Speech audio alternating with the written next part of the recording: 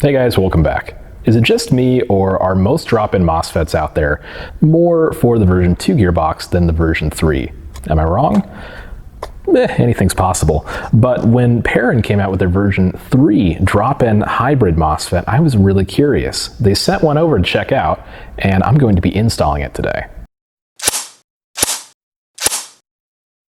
The hybrid MOSFET is their newest addition to their drop-in lineup. I'm really curious to check this out. It's supposed to be very precise and have loads and loads of features and not too difficult to install. The MOSFET comes with just about everything you need except a little bit of time and skill to install. You get your wiring, your Dean's connector, your small selector insert, which is going to be interesting. I'm curious how much work that is or how much precision I'm going to need to install that. Your motor pins, heat shrink, and the 3D printed trigger cam that is key to this system. You also get a quick cheat sheet here, or playing card, of all the options you have for every setting on the MOSFET and how to quickly get into programming mode. There also is a pretty big fold-out sheet here it comes with. You get several little stickers that go in the trigger cam here if you need them. The little barcode here, I don't know what you call these things, barcode. You scan it and essentially it brings up the manual on their website. Definitely read the manual. It is one of the better ones I've read, and it's a long PDF. It's like 15 pages, so definitely worth a read. You're gonna need it to install this MOSFET. You also get stickers, which is pretty cool. I don't know, I'm a sucker for stickers and patches when it comes to Airsoft products, so that's really cool. The last set of stickers you get here are programming aids, so all the diagnostic codes and such, and you can go stick these on your gun case or anything like that, just as a quick reminder. And lastly, the version 3 hybrid MOSFET itself. It's pretty slim and pretty small, and it's got all the wiring you need, lots and lots of long wiring, so just in case you've got any model that's going to need a little extra length to it, you've got options. I'm going to install this in my Elite Force MP5K, and that was actually picked by the masses. I put a poll out on my Facebook page, and everyone wanted that over the Echo One AK700. And I don't blame them. I'm really looking forward to dropping this in an MP5K. The wiring is going to be pretty interesting in there. So let's go to the tech table and see what this little thing can do. I've gone ahead and gutted everything in the MP5K gearbox. So that includes the wiring, all the mechanics, the gears, everything. I also screwed in the Perun version 3 hybrid MOSFET. It drops in really nicely in this gearbox. Didn't have an issue and just screws in pretty easily. What did take a little bit of kind of finessing actually to get in was the little trigger cam that's 3D printed here. The original one sits a little more loosely in there and it works fine, but this one is just much more firm, and you don't get really any play with it at all, so it's actually really nice. Now the kit does come with a couple of stickers that can sit inside of the trigger cam, or it's called the magnet holder on the little sheet here, so I'm just going to call it trigger cam. I've kind of gotten used to that name so far. It did come with several stickers, but I found that they really aren't necessary. There's no play at all, and it's actually rather firm in here. I did have to even sand the little pins down on the trigger a bit to get it to fit in here. So it's very snug in there, and I found those were not necessary in this particular case. The selector plate and the selector plate insert are the other half of this equation, and it did take a little bit of time to get set up because there was a decent amount of trial and error. The instructions show the measurements and the selector plates for several different models of AKs and a G36, I believe, but there was nothing for this particular gun. And given this is kind of an outlier gun, this is the only MP5 to use a version 3 gearbox. It's a really specific selector plate, so I totally get it that not all models are in the instructions for measurements and everything. So I did have to kind of do some trial and error, guess and check with this, and file the selector plate down in several places until it really fit. I ended up taking some really small metal files and just going crazy on this thing, and I ended up getting probably about 6 or 8 millimeters of material out of the center there for the little insert to fit there. And so I just super glued it into place there, and it's pretty firm. It's not going anywhere. So I double checked. It seems like it's in the right spot. I guess we'll find out here when I actually assemble this to test it, but I'm going to run with this for now. In all honesty, I was a little concerned about how tricky it would be to get the wiring links correct for an MP5K. There's not a whole lot of room in the gun, and there's a decent amount of wiring in there, especially when you add a signal wire in there. It can get a little tricky sometimes, but because everything's on the outside of the gearbox, at least I can close up the gearbox, unlike a version 2, and then wire everything. So it was a little convenient in that respect. I did things a hair differently than the instructions specified. The instructions show that you need to like splice a little section of the red wire off and then put the signal wire soldered onto that. I just found it easier to solder the red wire or the signal wire directly to the positive terminal on the connector instead of doing like a splice. So really it's the same thing. It's still going to the positive connection. I just put it in a different place. Just a side note, the heat shrink that comes with this is amazing. By far the best heat shrink I've ever had come with a Mosfet product. So you guys at Perun, keep using it. It really rocks. So I did have to change the position of the selector plate insert just a little bit. I had to move it just to the right about maybe a millimeter or so. What was going on is when I would put it into full auto, it would shoot, you know, my single burst of full auto until it was done, and then I'd pull the trigger again and it would shoot semi, because the selector would rock forward just about a millimeter or so. So I did have to adjust the placement, and now it shoots semi and full auto consistently. Real quick, I'll just do a quick demo here. Hear a beep, get our semi.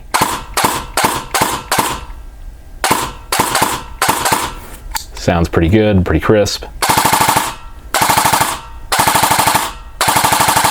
So it works just fine. Now we can go through and program it and see what we can get it to do. I guarantee I'm going to get a few people asking what I did to this gun. So it is my Elite Force MP5K. It comes with pretty decent internals. I did tune them up, of course, but I did install some 12-to-1 SHS gears that really I had been sitting around here for a while. I'd never used them, and I thought, you know what, this isn't the fastest gun. If I can get a few more rounds a second with some speed gears, great. I've got that paired up with an Echo 1 torque motor. It's one of the stock motors that comes with their standard MP5 series, so it's pretty torquey. It's got a reasonably nice pinion on it, and it sounds pretty good with these SHS gears too. It's a Lonex Type 0 cylinder, so it's a full cylinder, so I'm going to have a lot of air volume behind the BB. I'm planning to use some heavier BBs with it, so I'm expecting some reasonably good range as well. I did put a KWA version 3 bearing spring guide in there. It's something I had laying around, and it just makes assembly and durability a little bit better, because it came with just a standard plastic spring guide, so everything helps.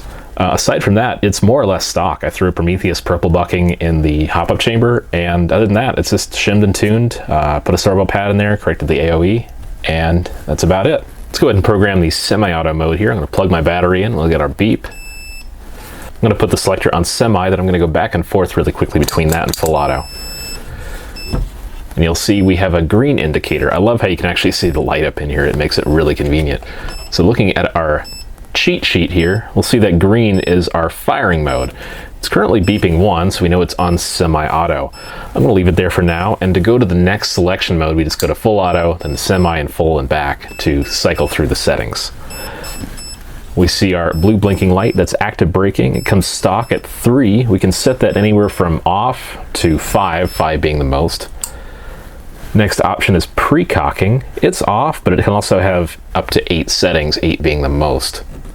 The alternating light between the cyan and the purple is binary trigger, which is a really fun feature. I know a lot of speed softers love that. I don't really use it a whole lot, but I know a lot of people really, really love the feature. Next up is the 2-stage trigger, that's the purple-green light, and you've got a lot of options here that are actually pretty new. This is something you can use on your AUG if you want to, which is really neat. You've got your off, which is just no beeping, your semi-burst, your semi-auto, and then your burst auto. And how that works is kind of a half trigger pull, do one, and a full, do the other. Trigger sensitivity, it will come set to 3, but I have it set to 5. So that's essentially your length of pull. I've got it set as short as it will go, and it ends up being about 5 or 6 millimeters on this particular trigger. Rate of fire reductions is your white LED there. And you can crank that anywhere from 0 to 5 if you want to, and drop your rate of fire quite a bit there. Next is DMR mode, which is just the purple light, so that gives a delay between semi-auto shots, anywhere from a quarter second all the way up to a whopping 3 seconds, which is kind of nice. The turquoise light is the LiPo alarm. I'm going to leave that on because I like to use lithium polymer batteries and I hate it when they blow up, so yeah, let's leave that on. Dual sector gears, the blue-green blinking. This is a single sector, so I'm going to leave that off, of course. And red is your master reset. You hold your trigger for 2 seconds and it'll reset all your settings to factory defaults. And we can get back out of that. So let's do something interesting. Let's program the semi-auto mode for something. If you want to program full auto, you just do the opposite. So you'll go to full auto and then semi-full, semi-full, and it'll go into your programming mode for full auto. So let's do that again. And it's programmed by trigger pulls here, so it's pretty simple to set up. So let's do a 3-round burst.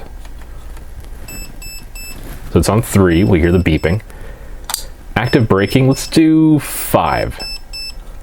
So 2 more pulls gets us to 5 there. Pre-cocking, why not? Let's set it on 6.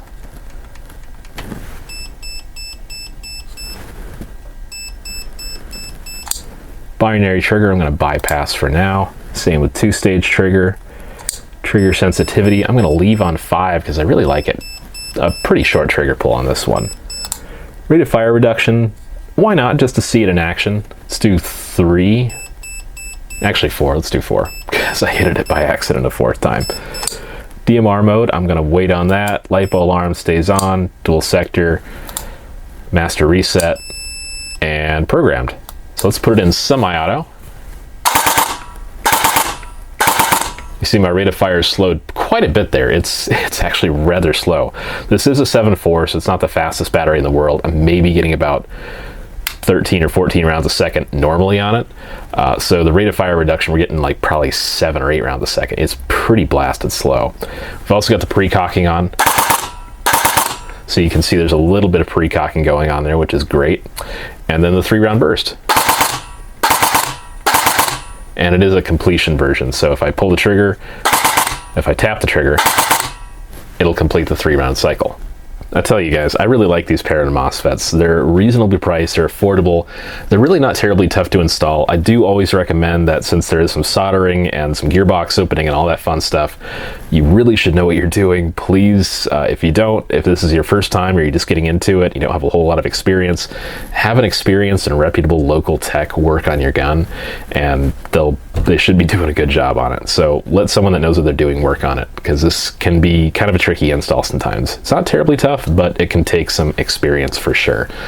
I really love these. I can definitely recommend them. I've had a great experience with this one, and I had a lot of fun installing it. So big shout out and thank you to Perun for sending this over. I've also got the version 2 hybrid, which I'm going to install on another gun very soon, so look out for that review next. Thanks for watching, guys. I'm Prodigy from Airsoft Team Kilo 23, and I'll see you guys in the next review.